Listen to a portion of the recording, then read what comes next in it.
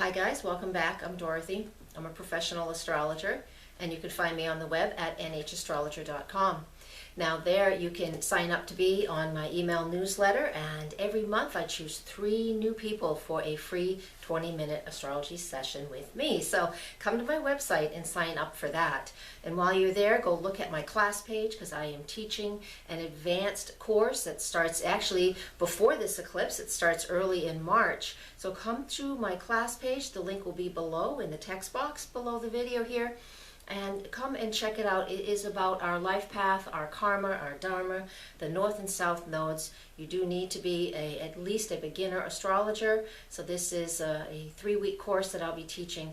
Please come and check that out right away. There's limited seating for that, and it is online, so it doesn't matter where you sit.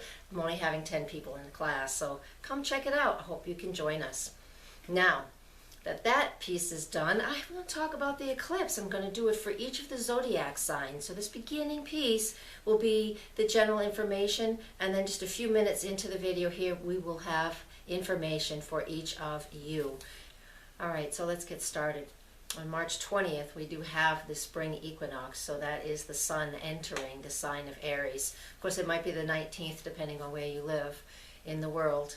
And so when between that period, between the 20th of March and the 23rd, Mercury also moves into the sign of Aries. Mercury in Aries, Mercury is how we communicate and speak to others and move around the planet, right? Especially in our neighborhoods.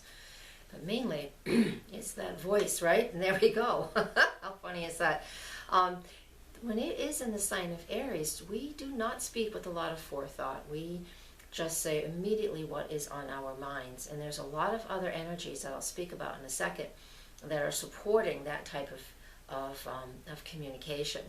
We do need to be careful. If we're holding something just under the surface, something that we feel we need to say to somebody else, typically it's going to be our partner with an eclipse like this, because the moon is in the sign of Libra. This is a time where many people could really say what is on their minds. Mercury in Aries conjunct the sun in Aries. All of this is in opposition to the moon in Libra. That's what creates the eclipse. Of course, we are in between the sun and the moon, so there's more of a dynamic going on here than ever. This is very combustible, and what it really boils down to in a nutshell is be very cautious and careful of what you need to say to somebody else. There will be triggers, and things will just come out of your mouth like you never thought you would ever say. All right, this doesn't have to be bad, because you could just shout out to somebody, "I love you," and all of a sudden you're like, "Wait a minute, what did I say that for?" People get freaky in relationships sometimes, right? It could be something like that. Or there is something under the surface that needs to bubble up, or is bubbling up, and through spirit, through whatever, you say what you need to say. So please be careful of that, or just be aware. If you need courage to say something, this is actually an opportunity where the courage will just show up, okay? Communication is a big key with this eclipse, because of Mercury conjunct the sun, and the sun opposite the moon, and us in the middle of this. And that's the main theme of this solar eclipse, this lunar eclipse, my apologies, this lunar eclipse, is that we're being made very much aware of how we're communicating in our relationships, and what isn't working, and what we can do to make things work better, to come back into a more harmonious relationship with whomever is our focus. It can be a love relationship, a business, a partnership.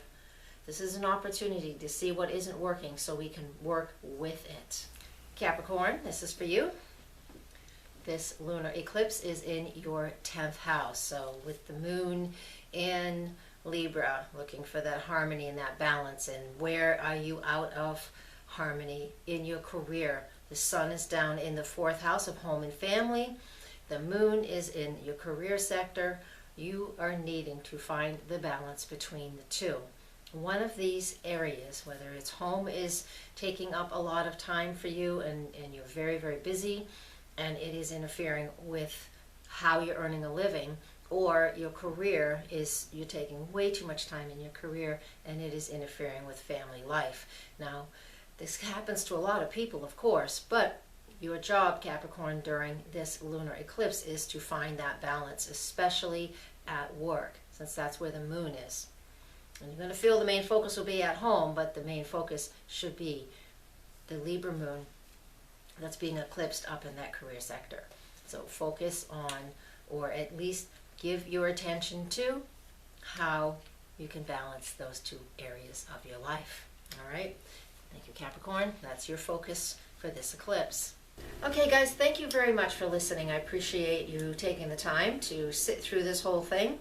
Please share this video with others. I'd love my channel to get bigger, and if you're not a member, please hit the subscribe button, and that way you're notified when I put up new videos. I do a minimum of 15 every month, and this month you got over 24. And thank you very much for being there. You want your own personal private session, please come and contact me either through here or through my website, nhastrologer.com.